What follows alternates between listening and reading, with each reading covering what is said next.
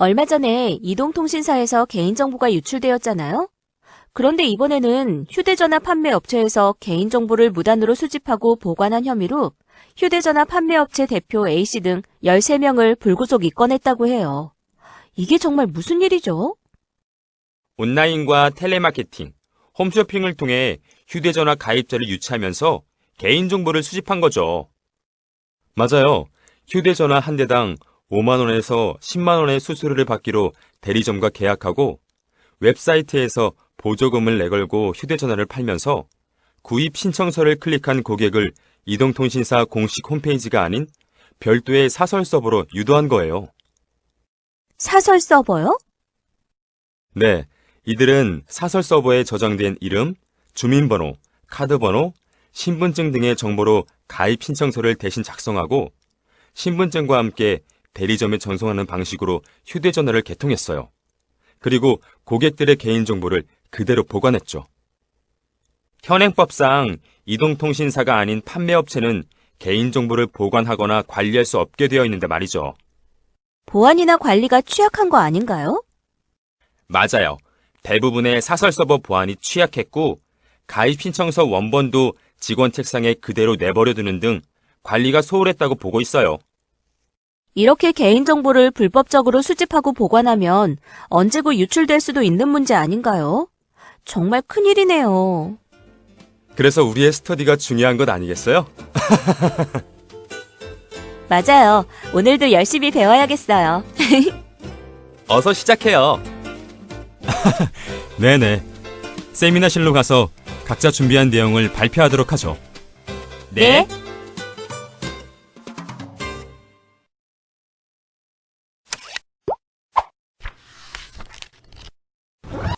이번 시간에는 개인정보의 수집 및 이용, 제3자 제공 및 처리 위탁, 개인정보 파기에 대해 학습하겠습니다. 여러분이 준비한 내용의 학습 목표를 말씀해 주시겠어요? 네, 개인정보의 수집 및 이용 시 준수사항에 대해 설명할 수 있어요. 개인정보 제3자 제공과 처리 위탁의 차이점에 대해 알고 법적 요구사항을 숙지할 수 있습니다. 개인정보 파기 시 유의사항에 대해 설명할 수 있습니다. 좋습니다. 자, 그럼 스터디를 시작해 볼까요? 네.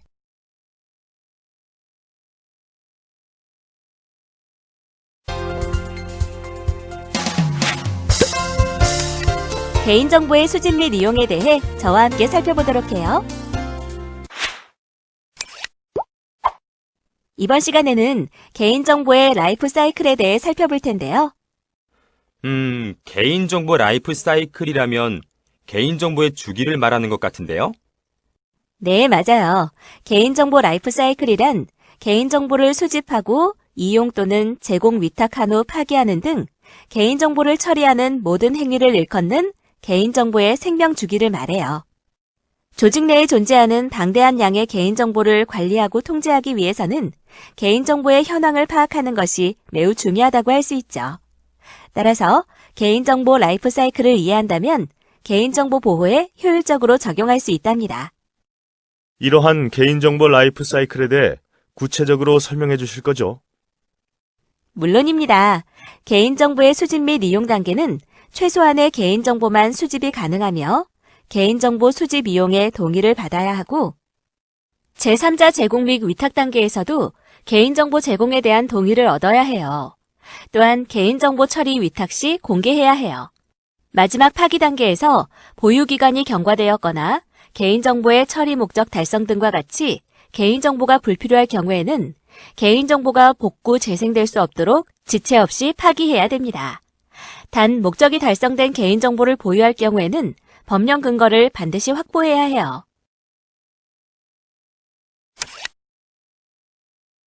수집 및 이용 단계의 내용에 대해 구체적으로 살펴볼까요? 개인정보 처리자가 업무를 수행하기 위해 정보 주체로부터 개인정보를 적법하게 수집하고 이용하는 과정 및 절차를 말해요.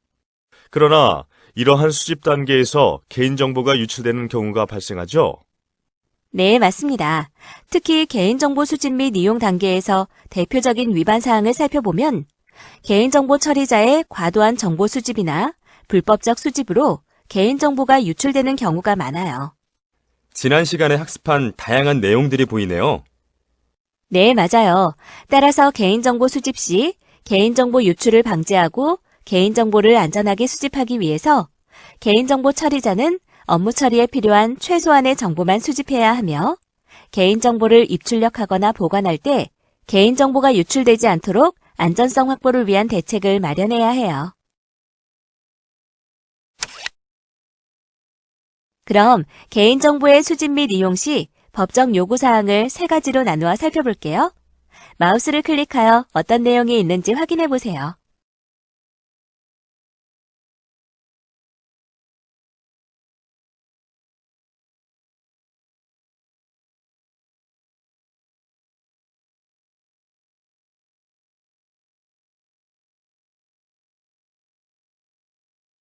그럼 각각의 내용에 대해 구체적인 예시를 살펴볼까요?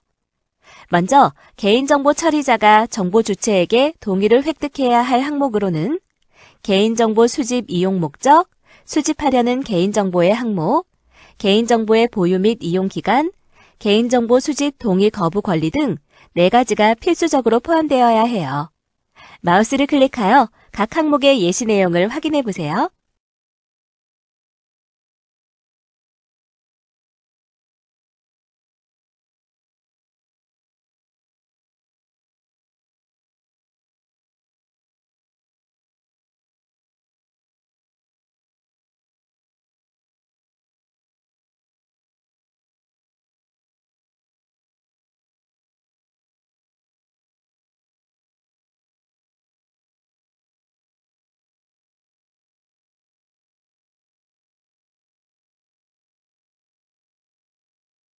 개인정보 처리에 따른 동의 획득 시에는 수집 및 이용 동의 항목, 민감정보 처리의 동의 항목, 고유 식별정보 처리 항목, 개인정보 제3자 제공 항목 각각의 동의사항을 구분하여 동의를 받아야 해요. 아, 웹사이트에서 회원 가입을 할 때 항상 체크하던 것이군요. 뿐만 아니라 별도의 동의가 필요한 항목도 있어요. 이를 위반하면 제71조에 의거하여 5년 이하의 징역 또는 5천만 원 이하의 과태료가 부과돼요. 그럼 개인정보 수집에 동의를 하지 않으면 어떻게 되나요? 물론 정보 주체는 개인정보 수집에 대해 동의를 거부할 권리가 있답니다. 단 예외적인 상황이 있는데 법령상 의무 준수, 119 등 긴급 의료 상황, 요금 정산, 신용조회 등의 상황이나 공공기관이 법령 등에서 정하는 소관 업무의 수행을 위한 상황 등이 그에 해당해요. 또한 서비스 제공을 위해 필요한 최소한의 개인정보만 수집해야 하는데 이때 최소정보 수집이라는 입증 책임은 개인정보 처리자에게 있으며 최소정보 이외의 정보를 추가적으로 수집할 경우에는 별도의 동의 획득 절차가 필요하답니다. 만약 동의하지 않으면 어떻게 되나요? 서비스를 이용하지 못하게 되나요?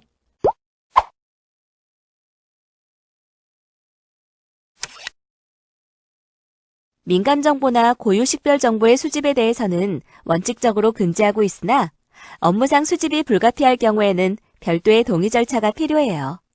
민감 정보는 구체적으로 어떤 것을 말하나요? 정보 주체의 사생활을 현저히 침해할 우려가 있는 개인정보를 말해요. 민감정보의 종류는 마우스를 클릭하여 내용을 확인해 보세요.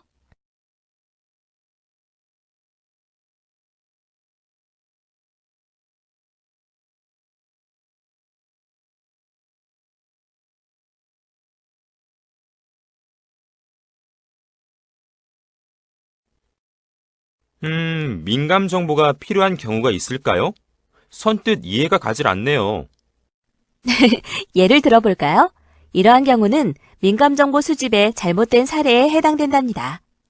아, 이처럼 민감정보의 수집을 위반했을 경우 제71조에 따라 5년 이하의 징역 또는 5천만 원 이하의 벌금에 처해질 수 있죠. 그리고 주민등록번호나 여권번호, 운전면허번호, 외국인 등록번호와 같이 개인을 고유하게 구별하기 위하여 부여된 고유식별 정보의 수집 역시 원칙적으로 금지되어 있습니다. 그 외 고유식별 정보가 필요한 경우 별도의 동의를 받아 수집해야 합니다. 이를 위반한 경우는 어떻게 되죠? 네, 주민등록번호의 수집 및 처리 제한을 위반할 경우 제75조에 따라 3천만 원 이하의 과태료가 부과되며 주민등록번호를 제외한 고유식별 정보를 무단으로 수집하는 경우에는 제71조에 따라 5년 이하의 징역 또는 5천만 원 이하의 벌금에 처해질 수 있습니다. 그렇다면 만 14세 미만 아동의 개인정보 수집은 어떻게 이루어질까요? 네, 만 14세 미만 아동의 경우 개인정보의 중요성이나 위험성에 대한 인식이 현저히 부족하고 정보 수집 목적의 진위를 파악하는 능력이 부족하기 때문에 무분별한 개인정보 수집을 방지하기 위해 법정 대리인의 동의를 받도록 해야 합니다. 만 14세 미만 아동의 일반적인 회원가입 절차를 보면 먼저 아동 본인의 수집에 대해 동의를 얻고 아동의 정보로부터 법정 대리인의 성명, 연락처 등 법정 대리인의 동의를 받기 위해 최소한의 정보를 수집해요. 이를 위반하면 제75조 제1항에 의거하여 5천만 원 이하의 과태료가 부과된답니다. 그리하여 온라인에서는 신용카드나 휴대폰, 공인인증서, 오프라인에서는 우편, 팩스, 이메일 등으로 법정 대리인의 인증을 거치고 나면 회원 가입이 완료되죠. 이러한 법정 대리인의 동의를 거쳐 아동의 정보를 처리하게 된답니다. 추가로 아동으로부터 수집한 법정 대리인의 개인정보는 동의를 얻기 위한 용도로만 사용해야 하고 동의 거부, 동의 여부가 확인되지 않을 경우 수집일로부터 5일 이내 파기해야 한답니다.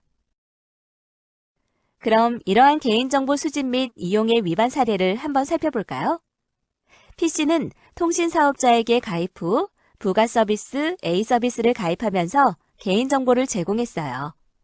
이후 결합상품인 B 서비스에 가입하였지만 별도의 개인정보 수집 및 이용에는 동의하지 않았죠. 그런데 P씨가 B 서비스에 대한 요금을 미납하자 통신사업자는 A 서비스 가입 시 수집한 정보를 징수 업무를 위탁받은 업체에 제공했고 위탁업체는 P씨에게 요금 징수를 위한 문자 및 우편물을 지속적으로 발송했어요. 이런.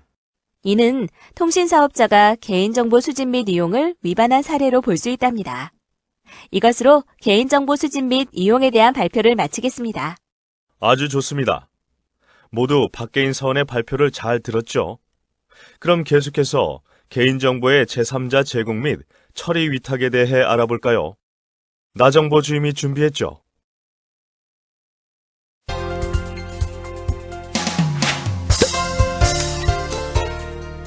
네, 지금부터 저와 함께 개인정보의 제3자 제공 및 처리 위탁에 대해 알아보도록 하겠습니다. 개인정보의 제3자 제공은 개인정보 처리자가 제공받는 자의 특정 목적을 위해 정보 주체로부터 동의 또는 관련 법률에 근거하여 개인정보를 적법하게 제공하는 과정 및 절차를 말하며 개인정보 처리 위탁은 개인정보 처리자가 업무 수행을 위해 개인정보의 취급 업무를 제3자에게 위탁하는 경우로 내부 업무를 외부 위탁업체를 통해 처리하는 경우를 말합니다. 개인정보 이용, 제공, 위탁 단계에서 특히 외부에 의한 개인정보 침해 사고가 발생하기도 하는데요.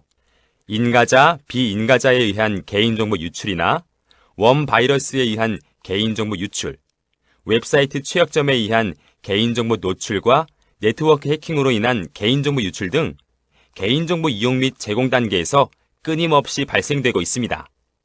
뿐만 아니라 개인정보를 제공 처리함에 있어 법률을 위반하는 경우도 문제입니다. 대표적으로는 정보 주체의 동의 없이 개인정보를 제3자에게 제공하거나 제공받은 개인정보를 정보 주체 동의 없이 목적 외에 이용하거나 정보 주체 이외로부터 수집한 개인정보 처리 시 정보 주체의 요구에 대해 수집 출처를 고지하지 않는 경우가 있습니다. 목적 외로 이용하는 경우가 많군요. 처리 위탁의 경우에는 어떤가요? 네, 마찬가지로 법률을 위반하는 경우가 있는데요. 대표적으로는 위탁받은 해당 업무를 초과하여 개인정보 이용 및 제3자 제공하거나 재화 또는 홍보 관련 업무 위탁 시 위탁하는 업무 내용과 수탁자 정보를 고지하지 않은 경우, 개인정보 처리 업무 위탁의 내용을 문서화하지 않거나 위탁하는 업무의 내용과 수탁자 정보를 공개하지 않은 경우가 있습니다. 제대로 공개 또는 고지하지 않은 경우가 많네요.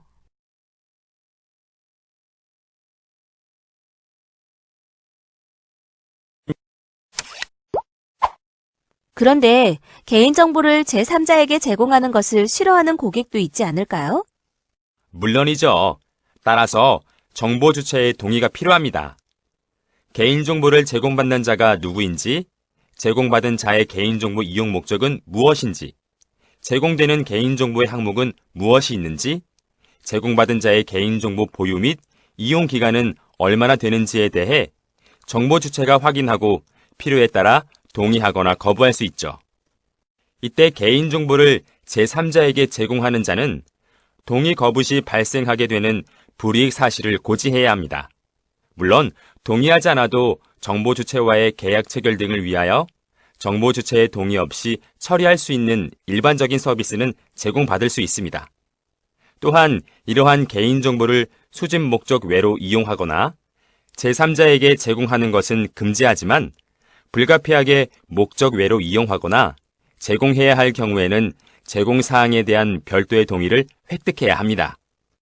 또한 개인정보 처리 업무 위탁의 경우에는 개인정보 처리자인 위탁자와 업무를 위탁받은 기관인 수탁자의 책무가 요구됩니다. 먼저 위탁자는 위탁 시 개인정보 보호 의무사항을 문서화해야 합니다. 어떤 의무사항이 있을까요? 위탁 업무 수행 목적 외 개인정보의 처리 금지에 관한 사항, 개인정보의 기술적, 관리적 보호 조치에 관한 사항, 위탁 업무의 목적 및 범위, 재위탁 제한에 관한 사항, 개인정보에 대한 접근 제한 등 안전성 확보 조치에 관한 사항, 개인정보의 관리, 현황, 점검 등 감독에 관한 사항, 손해배상 등 책임에 관한 사항 등이 있습니다. 또한 위탁 업무 내용 및 수탁자를 공개해야 하며 홍보 또는 판매 권유 업무를 위탁하는 경우에는 정보 주체에게 개별적으로 통지해야 합니다. 또한 수탁자에 대한 개인정보 보호 교육 및 관리 감독에도 신경 써야 합니다. 수탁자에게는 어떤 교육을 하면 될까요? 개인정보 처리 현황 및 실태, 목적 외 이용 및 제공, 재위탁 여부, 안정성 확보 조치 여부 등을 교육하면 됩니다. 마지막으로 수탁자의 불법 행위로 인한 손해배상 문제가 발생했을 경우 수탁자는 위탁자의 소속 직원으로 간주되어 책임을 져야 합니다. 수탁자는 개인정보를 안전하게 보호하기 위해 개인정보 처리자의 개인정보 보호 의무 규정을 준용해야 합니다. 또한 수탁 업무 목적 외의 개인정보 이용 및 제공은 금지되어야 합니다. 이러한 내용을 위반했을 경우에는 제71조에 따라 5년 이하의 징역 또는 5천만 원 이하의 벌금에 처해질 수 있습니다.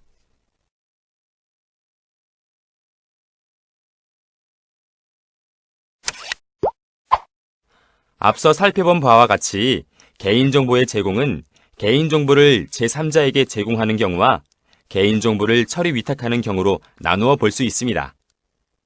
먼저 개인정보 제3자 제공은 사업자가 개인정보를 제공받는 자와 업무를 제휴하거나 공동 마케팅 등을 맺고 개인정보를 제공받는 자의 이익 목적을 위해 개인정보를 외부의 제3자에게 제공하는 것을 말합니다.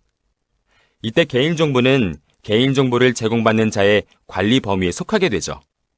백화점과 신용카드사가 업무 제휴를 맺고 백화점이 고객 개인정보를 신용카드사에 제공하는 경우를 예로 들 수 있는데 신용카드사는 개인정보를 제공받는 자가 되어 자사의 제휴카드 발급 마케팅에 백화점의 고객 정보를 이용하게 되는 거죠. 아, 그래서 가입한 적도 없는 신용카드사에서 자꾸 카드 가입 권유 문자를 보내오는 것이었군요. 네.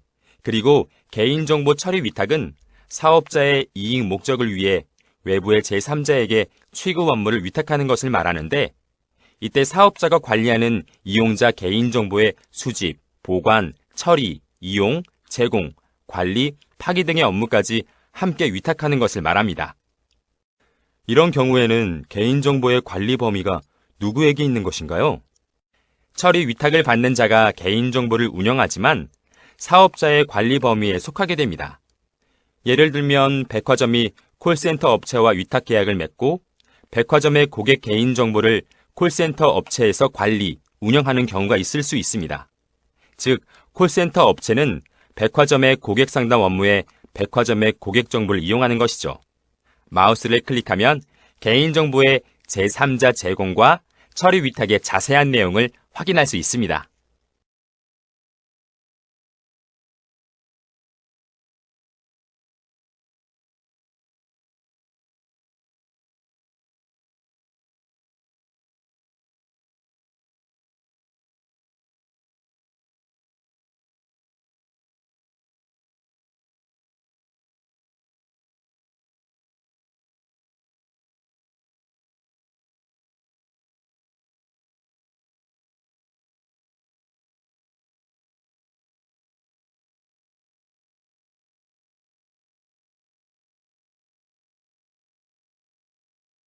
이러한 개인정보 제3자 제공 및 처리 위탁의 위반 사례를 한번 살펴볼까요?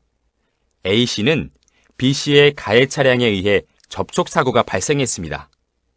A씨는 사고의 수습 및 보험 접수를 위해 보험회사 직원에게 연락처를 제공했고 얼마 후 가해자 B씨에게 전화를 받게 되었습니다. B씨가 어떻게 자신의 연락처를 알고 전화하게 되었는지 의아해하던 A씨는 보험회사에서 A씨의 동의 없이 제3자인 B씨에게 연락처를 제공했다는 것을 알게 되었습니다. 이런 동의도 없이 연락처를 제공하다뇨. 이는 보험회사에서 개인정보 제3자 제공을 위반한 사례로 볼 수 있습니다. 이것으로 개인정보의 제3자 제공 및 처리 위탁에 대한 발표를 마치겠습니다. 아주 좋습니다. 모두 나정보 주임의 발표를 잘 들었죠? 그럼 계속해서 개인정보 파기 단계에 대해 알아볼까요? 이보안 선임이 준비했죠.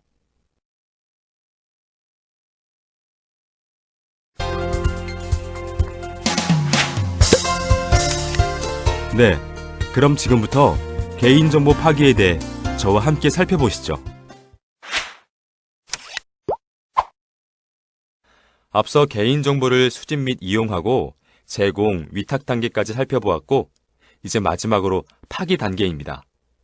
이는 개인정보의 보존 기간 경과 및 수집, 이용 목적이 달성된 경우 개인정보 처리자가 수집한 개인정보를 관련 법률에 근거하여 안전하게 파기하는 방법을 말합니다. 개인정보 파기 단계에서 대표적인 법률 위반 사항을 살펴보면 개인정보의 수집, 이용 목적이 달성된 후 제때 파기하지 않는 경우와 파기 조건 미달성 정보에 대한 관리가 부주의한 경우가 있습니다. 파기 단계에서는 앞서 단계인 수집이나 이용, 관리 등의 영향을 받네요.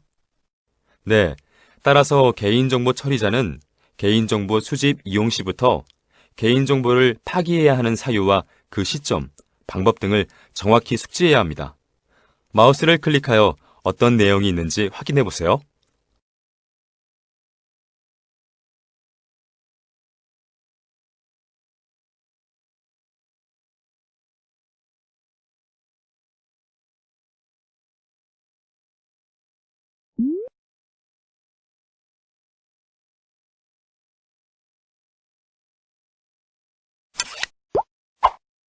그렇다면 개인정보는 어떨 경우에 파기해야 하나요? 수집 및 목적이 달성되었을 경우 개인정보에 대해 지체 없이 해당 개인정보를 파기해야 합니다. 예를 들면 채무 이행, 채권 회수, 이벤트 행사 종료, 임상실험 완료, 보험 지급 의무 기간이 종료되었을 경우가 있겠네요. 또한 개인정보 처리자가 정보 주체에게 당초 고지하고 동의를 받았던 보유기관이 경과된 경우에는 정당한 사유 없는 한 보유기간의 종료일로부터 5일 이내 파기해야 합니다. 다른 법령에서 정한 보존 의무기간이 경과했을 경우에도 마찬가지입니다. 뿐만 아니라 회원 탈퇴나 제명, 계약관계 종료, 동의 철회 등과 같이 개인정보 처리에 대한 법적 근거를 상실했을 경우에도 파기해야 하죠. 마지막으로 파산 또는 폐업에 따라 회사를 청산하게 되었을 경우나 해당 서비스가 중단되거나 폐지되었을 경우에도 개인정보는 파기되어야 합니다. 이와 같은 사항을 위반했을 경우 제75조 제2항에 의거하여 3천만 원 이하의 과태료가 부과됩니다. 개인정보 파기 절차로는 개인정보 취급자가 파기 요청을 하면 개인정보 책임자가 파기 검토 후 파기 승인을 합니다. 승인 후 취급자는 개인정보 파일을 파기하고 개인정보 보호 책임자는 파기 결과를 확인합니다. 그리고 개인정보 처리자는 개인정보 파기에 관한 사항을 기록 관리해야 합니다. 개인정보 파기의 시행 및 확인은 개인정보 책임자의 책임하에 수행합니다. 이렇게 파기된 개인정보는 복구 또는 재생되지 않아야 하는데요. 개인정보 처리자는 개인정보를 파기할 경우 기록물, 인쇄물, 서면 등의 기록 매체로 출력된 문서는 문서 파쇄기를 통한 파쇄 및 소각, 용해 등의 방법으로 파기해야 하며 전자적 파일 형태의 개인정보는 삭제 또는 데이터가 복원되지 않도록 조치하여 영구 삭제해야 합니다. 다만 다른 법령에 따라 보존하는 경우에는 다른 정보와 분리하여 저장, 관리해야 합니다. 한 가지 궁금한 점이 있는데요. 보험 계약이나 연금 계약의 경우에는 납입 기간이 만료된 때를 개인정보의 파기 시점으로 보면 되나요? 아닙니다. 이러한 보험이나 연금의 경우에는 보험금 지급 의무가 만료된 때를 개인정보가 불필요한 시점으로 보기 때문에 사망보험의 경우에는 사망 시까지도 개인정보의 보존이 가능합니다. 또한 톨게이트의 통행 기록은 요금 정산이 끝나면 즉시 파기됩니다. 범죄 수사 등을 이유로 이 같은 기록들을 일정 기간 보존하는 것은 허용하지 않는답니다. 이러한 개인정보 파기의 위반 사례를 한번 살펴볼까요? A씨는 2013년 1월 가입한 홈페이지에서 회원 탈퇴를 했습니다. 그러나 탈퇴 한 달 후 해당 홈페이지로부터 광고성 이메일을 수신하게 되었죠. 이는 광고성 메일 발송 대상 회원 DB에 A씨의 정보가 삭제되지 않아 광고 메일이 발송된 위반 사례로 볼 수 있습니다. 홈페이지에서 탈퇴한 후에 개인정보가 삭제되었는지 확인해 볼 필요가 있겠네요.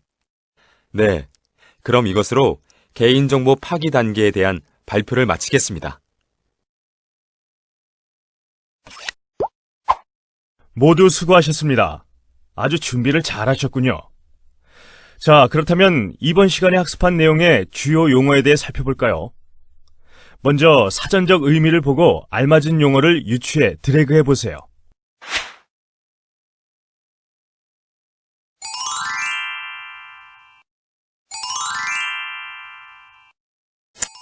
아주 좋습니다. 그럼 이번 시간에 학습한 내용의 주요 용어에 대해 살펴보시죠.